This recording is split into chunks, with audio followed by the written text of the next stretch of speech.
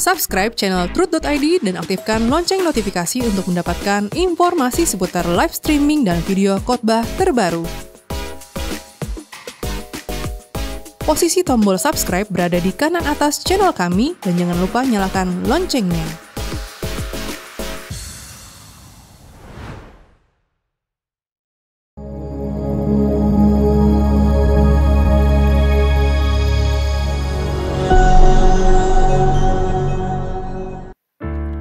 Shalom Bapak Ibu jemaat yang dikasihi Tuhan, senang dapat kembali menjumpai Bapak Ibu dalam ibadah tengah minggu Rehoboth Church Kelapa Gading. Mari bersama-sama persiapkan hati dan pikiran kita untuk datang ke hadirat Tuhan. Ambil saat teduh sejenak untuk kita boleh bersyukur buat setiap kebaikan yang Tuhan perbuat bagi hidup kita.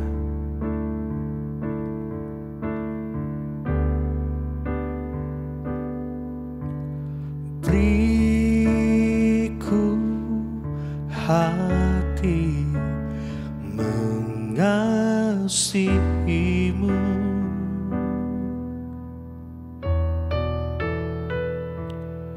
sebagaimana seharusnya mengasihimu.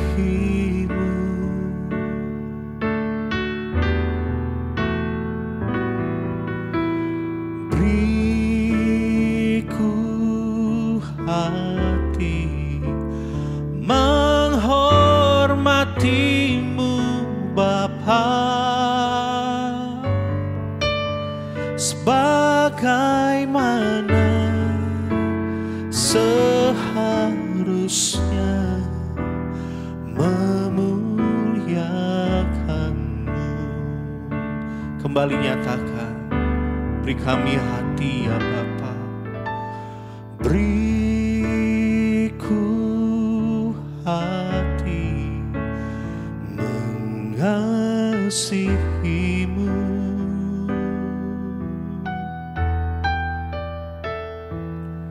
sebagaimana seharusnya mengasihimu. Beriku hati menghormatimu Bapa,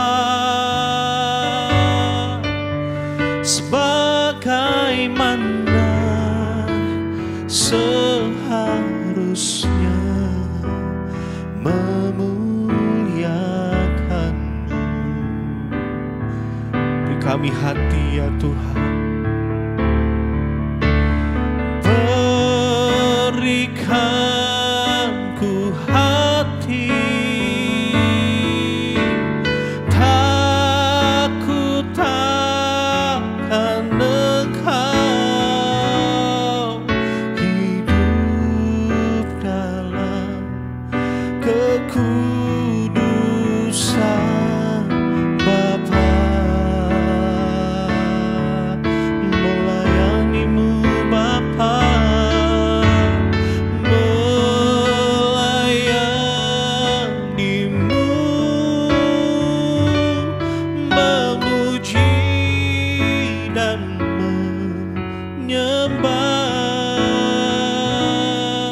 sebagaimana seharusnya di hadapanmu.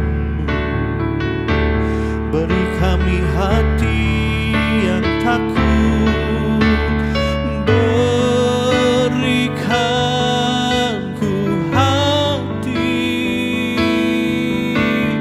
takut akan Engkau,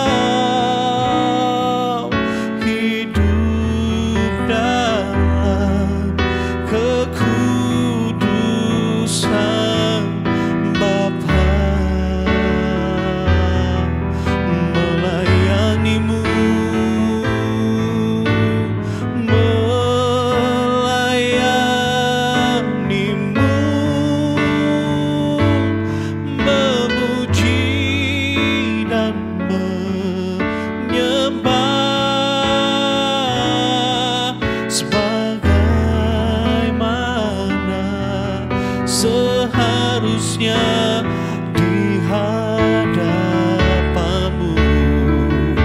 sekali lagi nyatakan, berikan kami hati yang takut ya Bapa. Berikan ku hati takut akan Engkau, hidup dalam kekudusan Bapa. Kami mau melayani-Mu,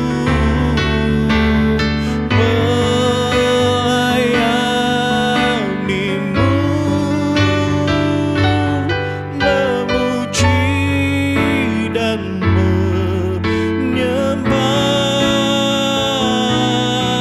sebagaimana seharusnya di hadapan-Mu, melayani-Mu ya Bapa. Melayani-Mu, memuji dan menyembah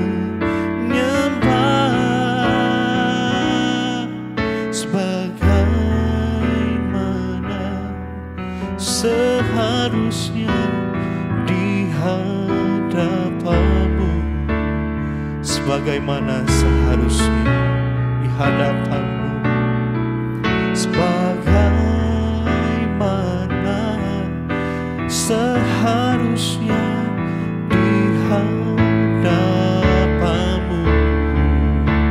Kami ingin berkenan di mata-Mu ya Tuhan.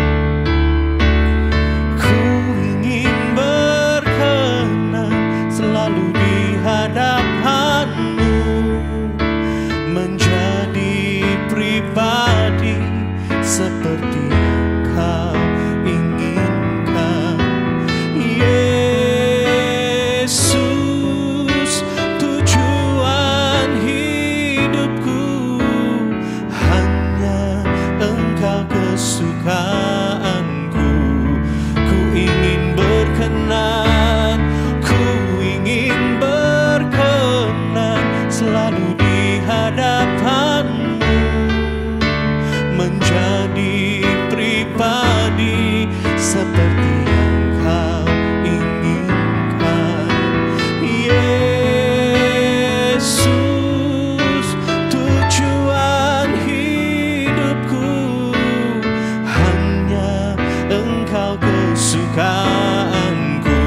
Dengan iman-Mu nyatakan kepada Tuhan, ku ingin berkenan selalu di hadapan-Mu, menjadi pribadi seperti yang Kau inginkan.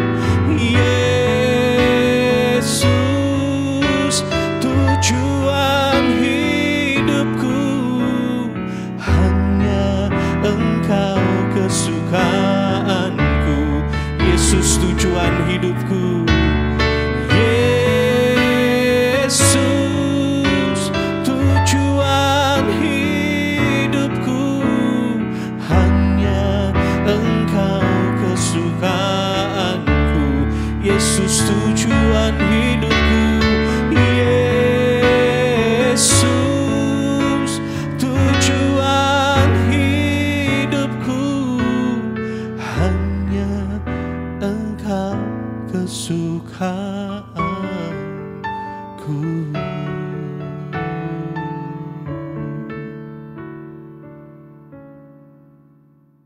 Shalom. Bagaimana kabarnya Bapak Ibu, Saudara yang Tuhan kasihi? Saya percaya semua pasti bisa dilewati. Mari kita berdoa. Bapa di sorga, kami mengucap syukur kalau kami pada saat ini dalam keadaan tubuh yang sehat, masih bisa mendengarkan sabda-Mu, kebenaran firman-Mu ya Bapa. Kami membutuhkan nasihat-Mu, berbicaralah kepada kami pada saat ini.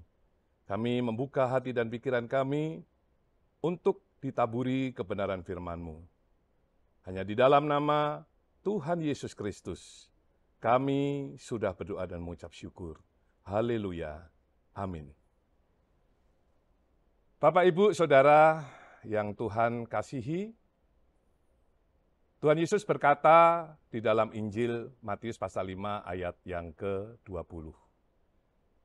Jika hidup keagamaanmu tidak lebih benar dari hidup keagamaan ahli-ahli Taurat dan orang-orang Farisi, sesungguhnya kamu tidak akan masuk ke dalam kerajaan surga.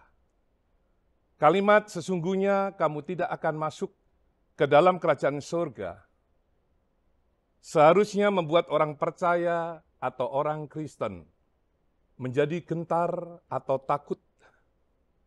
Oleh sebab itu, dengan serius kita harus memperhatikan kalimat sebelumnya, yaitu di mana Tuhan Yesus mengatakan bahwa hidup keagamaan kita harus lebih benar dari hidup keagamaan ahli-ahli Taurat atau orang-orang Farisi.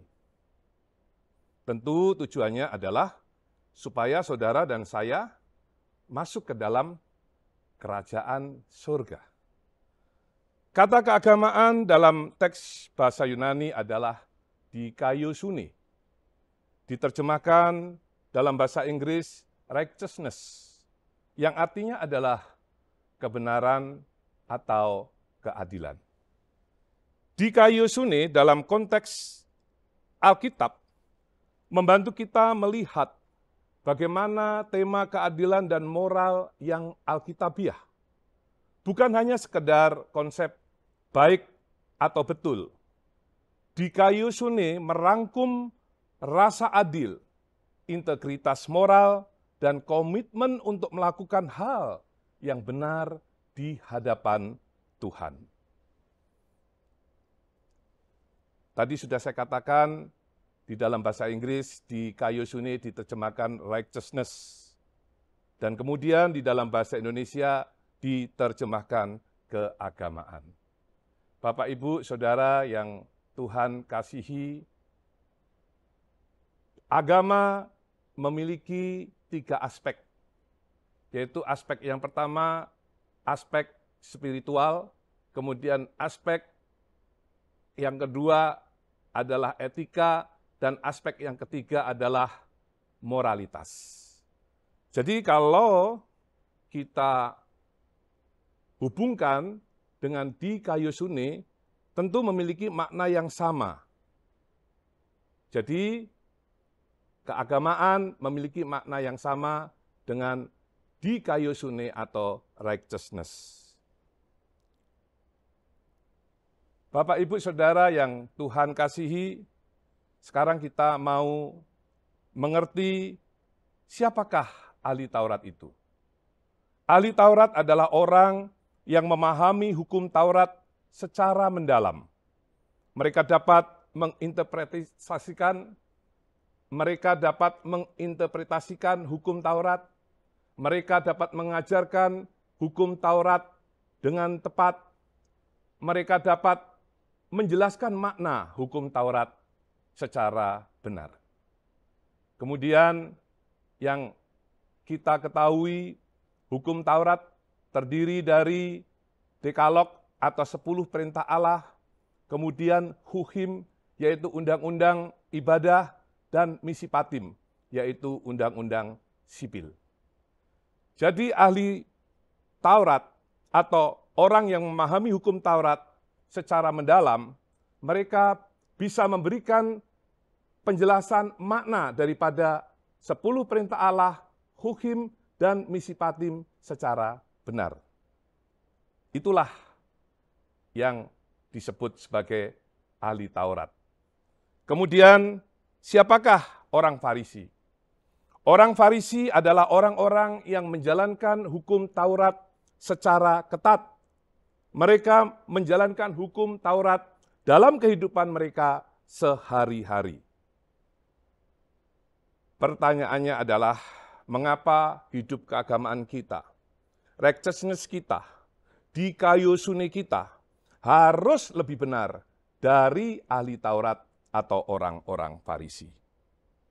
Walaupun tentu seorang yang ahli tentang hukum Taurat dan seorang yang secara ketat menjalankan hukum Taurat, tetapi rupanya di dalam pandangan Tuhan Yesus Kristus terhadap mereka, mereka tidak hidup secara benar di hadapan Allah.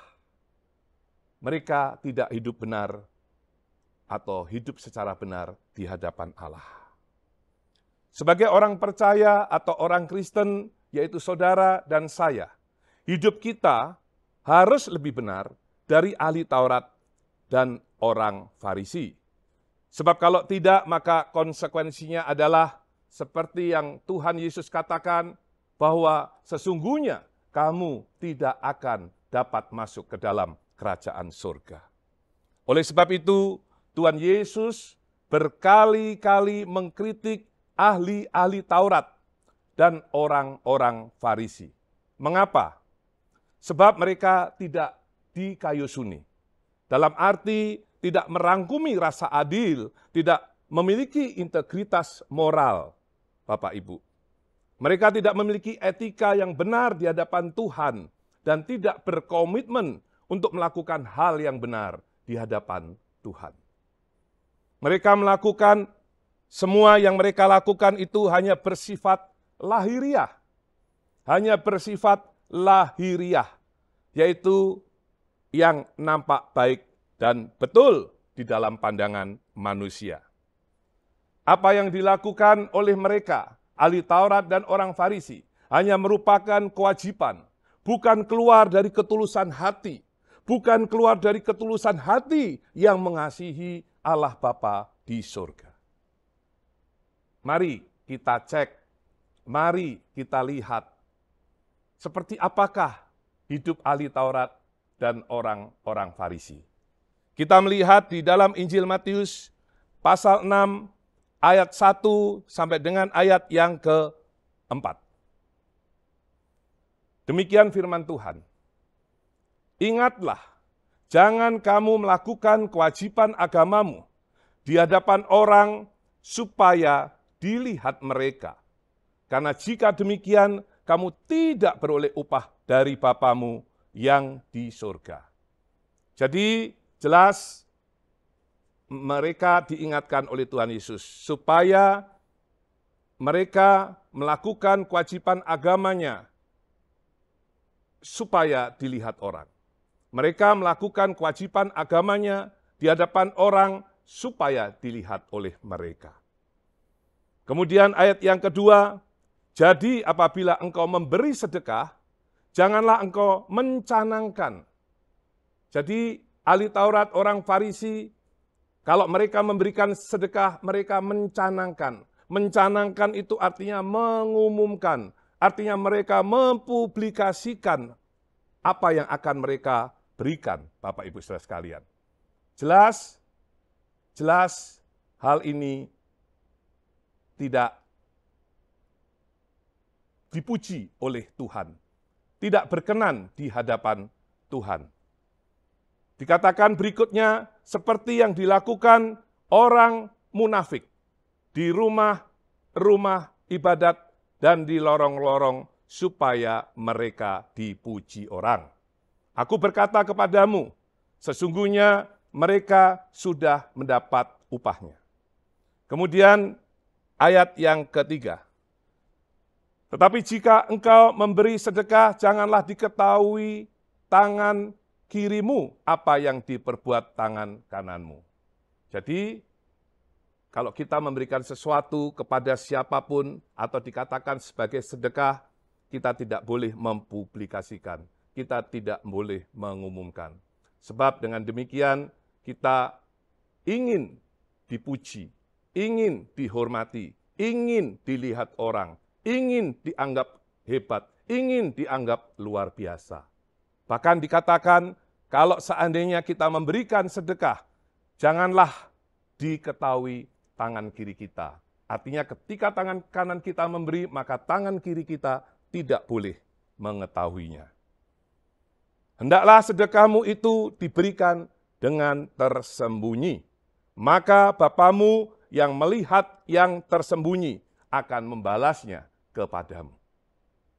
Tapi ahli Taurat orang Farisi tidaklah seperti yang Tuhan kehendaki.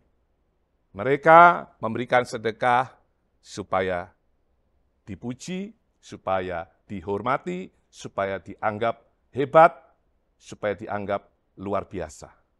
Mereka juga melakukan kewajiban agama supaya dilihat oleh orang. Dan kemudian tentu tujuannya adalah supaya dipuji oleh orang. Kemudian kita melihat di Injil Matius pasal 6 ayat yang ke-5 dikatakan, dan apabila kamu berdoa, janganlah berdoa seperti orang munafik. Mereka suka mengucapkan doa dan dengan berdiri dalam rumah-rumah ibadat dan pada tikungan-tikungan jalan raya supaya mereka dilihat orang. Aku berkata kepadamu, sesungguhnya mereka sudah mendapat upahnya. Tapi jika engkau berdoa, masuklah ke dalam kamarmu, tutuplah pintu dan berdoalah kepada Bapamu yang ada di tempat tersembunyi. Maka Bapamu yang melihat yang tersembunyi akan membalasnya kepadamu. Jadi dalam hal berdoa pun kita harus mengerti, memahami apa yang Allah Bapa kehendaki ketika kita berdoa. Kita tidak boleh berdoa seakan-akan show off, seakan-akan supaya dilihat orang kita hebat, kita ini orang yang rohani, kita ini orang yang hidupnya suci kudus. Dengan demikian, maka kita berdoa panjang lebar dengan tujuan atau motivasi yang tidak benar di hadapan Tuhan. Maka dikatakan apa? Orang munafik. Dan apabila kamu berdoa, janganlah berdoa seperti orang munafik. Kita tidak boleh berdoa seperti orang munafik. Ya, dengan tujuan, tadi saya katakan, supaya dilihat hebat, supaya kita dianggap sebagai orang yang rohani. Dan seandainya kita sebagai orang yang rohani pun dikatakan, diajarkan supaya kita berdoa tidak dilihat oleh siapapun. Karena dikatakan di tempat tersembunyi dan Bapa kita akan melihatnya. Bapa kita akan melihat yang tersembunyi dan akan membalasnya kepada orang yang sungguh-sungguh berdoa dan tidak ingin diketahui oleh siapapun, karena memang berdoa itu hanya ditujukan kepada Allah Bapa di surga. Kemudian kita lanjutkan kembali di Injil Matius pasal 6 ayat yang ke-16. Dikatakan, dan apabila kamu berpuasa, janganlah muram mukamu seperti orang munafik. Mereka mengubah air mukanya supaya orang melihat bahwa mereka sedang berpuasa. Aku berkata kepadamu, sesungguhnya mereka sudah mendapat upahnya. Tetapi apabila engkau berpuasa, minyakilah kepalamu dan cucilah mukamu, supaya jangan dilihat oleh orang bahwa engkau sedang berpuasa, melainkan hanya oleh Bapamu yang ada di tempat tersembunyi. Maka Bapamu yang melihat yang tersembunyi akan membalasnya kepadamu. Seringkali ketika seseorang berpuasa, dia ingin memperlihatkan kepada banyak orang bahwa dia berpuasa. Supaya, ya tadi sudah saya katakan, bisa juga orang menilai bahwa dia seorang yang rohani. Dia seorang yang sungguh-sungguh hidup di dalam Tuhan. Padahal jelas firman Tuhan mengajarkan, kalau kita berpuasa, kita tidak boleh seperti orang berpuasa. Kita tetap segar. Kita tidak menunjukkan muka yang sedang berpuasa. Dikatakan mereka mengubah air mukanya supaya orang melihat bahwa mereka sedang berpuasa. Tetapi sekarang kita mengerti, Bapak, Ibu, Saudara yang Tuhan kasihi, bahwa kita tidak boleh seperti itu. Kemudian di ayat yang lain, Matius pasal 23 ayat yang ke-27, dikatakan, celakalah kamu, hai ahli-ahli Taurat dan orang-orang Farisi, hai kamu orang-orang munafik, Sebab kamu sama seperti kuburan yang dilabur putih, yang sebelah luarnya memang nampak bersih tampaknya, tetapi yang sebelah dalamnya penuh tulang belulang dan berbagai jenis kotoran. Ayat ke-28, demikian jugalah kamu, di sebelah luar kamu tampaknya benar di mata orang, tetapi di sebelah dalam kamu penuh kemunafikan dan kedurjanaan. Jadi beberapa kali Tuhan Yesus mengkritik ahli Taurat dan orang Farisi. Tuhan Yesus mengatakan, hai orang-orang yang munafik. Sebab apa yang mereka lakukan sebetulnya bukan hanya ditujukan kepada Allah, tetapi mereka ingin supaya orang melihat, supaya orang melihat, supaya orang menilai, supaya orang menganggap mereka rohani, supaya orang memuji, supaya orang menghormati serta menghargai dari apa yang mereka lakukan. Padahal sesungguhnya kita tidak boleh demikian. Ya, kita tidak boleh demikian. Jadi kalau saudara sebagai orang Kristen masih bertindak seperti yang dilakukan oleh ahli-ahli Taurat dan orang Farisi, maka kita, saudara, saya pun kalau melakukan hal seperti itu, kita tidak akan masuk ke dalam kerajaan surga. Kita tidak akan masuk ke dalam kerajaan surga. Berbicara kerajaan surga, Bapak, Ibu, Saudara yang Tuhan kasihi, dalam teks aslinya kerajaan surga adalah Basileia ton Ouranos, yang artinya adalah pemerintahan dari surga atau pemerintahan dari Allah. Artinya bahwa hidup orang percaya harus sepenuhnya di dalam pemerintahan Allah atau di dalam pengaturan Tuhan.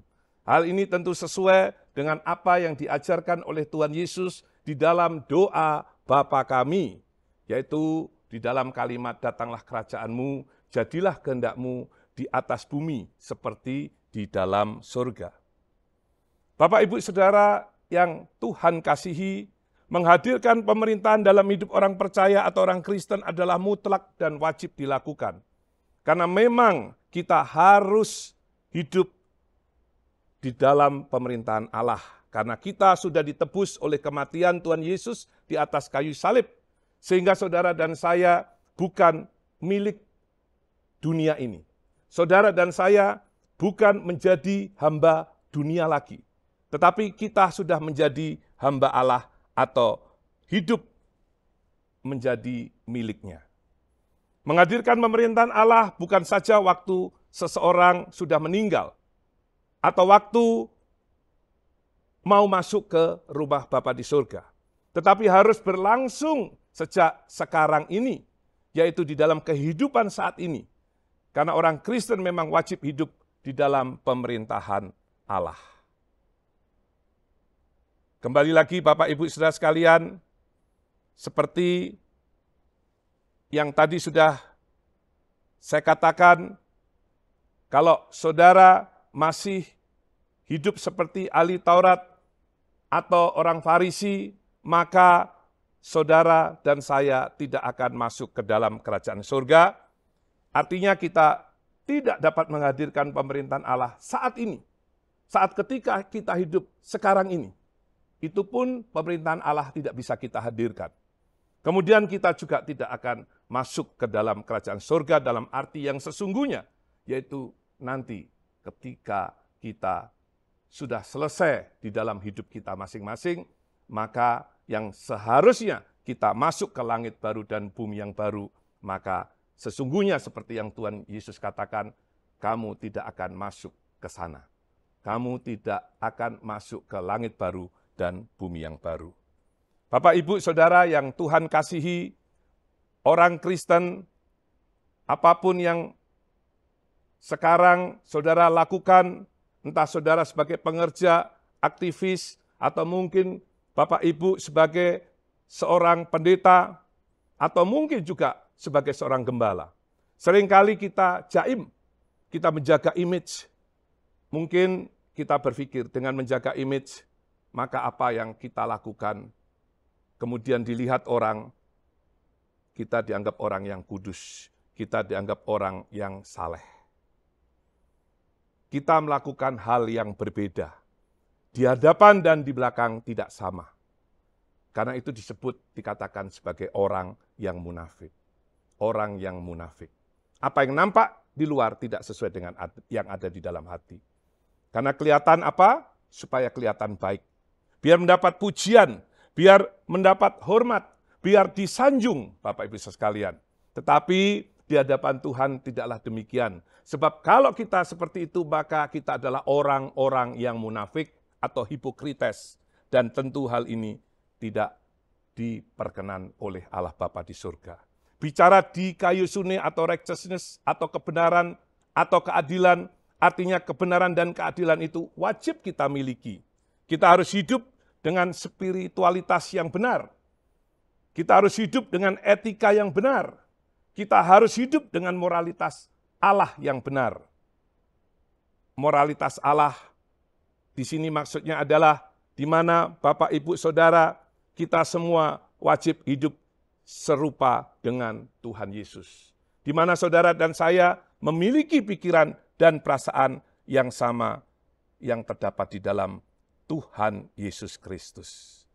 Seperti pujian yang digubah oleh orang tua rohani kita, yaitu Bapak Pendeta Dr. Erastus Sardono, yang mengatakan bahwa dari ketinggian tahtanya, Bapa melihat hidup kita. Dia menyelidiki hidup kita, melihat hidup saudara dan saya. Bapa, dari ketinggian tahtamu, Kau selidiki setiap kalbu. Pada semua insan di bumi, Kau yang menguji. Bapa, aku sungguh merindukan menjadi anak kesukaan, seperti simfoni yang merdu di hadapan-Mu. Kiranya Engkau temukan di mata-Mu aku berkenan di antara manusia. Itulah kehormatanku terindah dalam hidupku, kebahagiaan di hadirat-Mu. Kiranya Bapa melihat hidup saudara dan saya, dan kita menjadi anak kesukaan. Kita harus lebih benar.